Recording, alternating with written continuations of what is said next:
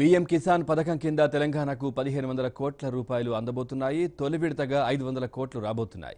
ఈ దిశగా 6000 గ్రామాల్లో ఇవాళ డేటా అప్లోడ్ చేస్తారు. 24న నగదు బ్యాంకు ఖాతాలకు చేరేలా కసరత్తు జరుగుతోంది.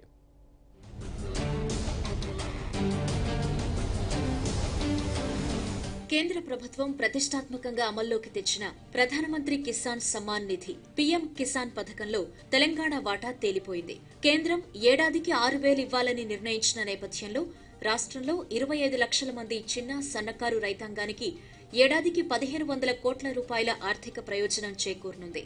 ఒక్కో విడతకు 2000 చొప్పున పంపిణీ చేయనున్నందున తొలి విడతలో రాష్ట్రానికి 500 కోట్లు రానున్నాయి. ఈ నెల 24వ తేదీన ప్రధాని మోదీ ఈ పథకాన్ని లాంఛనంగా ప్రారంభించనున్నారు. తొలి రోజు రాష్ట్ర రైతుల్లో కొందరి ఖాతాల్లోనైనా డబ్బులు పడాలి అనే లక్ష్యంతో రాష్ట్ర వ్యవసాయ శాఖ అధికారులు కసరత్తు చేస్తున్నారు. రాష్ట్రంలో 52.9 లక్షల మంది రైతులు ఉండగా పీఎం కిసాన్ పథకంలో లబ్దిదారుల సంఖ్య సగానికంటే తక్కువకు పడిపోయింది.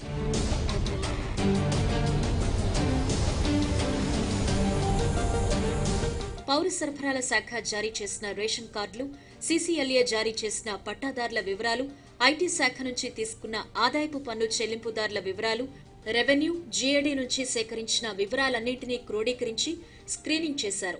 5 ఎకరాలకు మించిన కుటుంబాలను, ఆదాయపు పన్ను చెల్లించే రైతులను, 4వ తరగతి కంటే ఎక్కువ స్థాయి ఉద్యోగులను, 10,000కు మించి పెన్షన్ పొందేవారిని, తాజా మాజీ ప్రజాప్రతినిధులను లబ్దిదారుల జాబితా నుంచి తొలగించారు. 5 ఎకరాల్లోపు భూమి ఉండి మార్గదర్శకాలకు లోబడి ఉన్న రైతుల సంఖ్య 21 లక్షలుగా తేలింది. ఒక కుటుంబంలో ఒక ఖాతా కంటే ఎక్కువ ఉన్న కుటుంబాలు మరో 3 లక్షలు తేలాయి. 18 ఏళ్లు నిండిన వారిని వేరు చేస్తే మరో 1 లక్ష పెరిగి 4 లక్షలకు చేరుతుంది.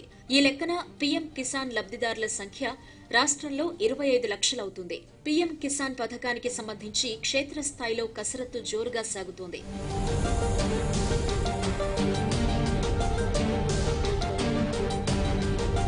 వ్యవసాయ విస్తరణ అధికారులు సగానికి పైగా గ్రామ సభలు నిర్వహించారు. నిబంధనలకు లోబడి ఉన్న వాటిని స్టేట్ పోర్టల్లో ట్యాబ్ల ద్వారా అప్లోడ్ చేస్తున్నారు. బ్యాంకు ఖాతాలు కూడా సేకరించి అప్లోడ్ చేస్తూ ఉండడంతో నేషనల్ పేమెంట్ కార్పొరేషన్ ద్వారా నగదు బదిలీ సులభమవుతుంది.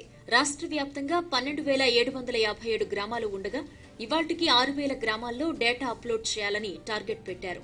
ఏఈఓ అప్లోడ్ చేసిన తరువాత ఏఓ కన్ఫర్మ్ చేస్తారు. తర్వాత డీఏఓ ధృవపరుస్తారు. 3 దశల స్క్రీనింగ్ తర్వాత డేటాను ఢిల్లీకి పంపిస్తారు.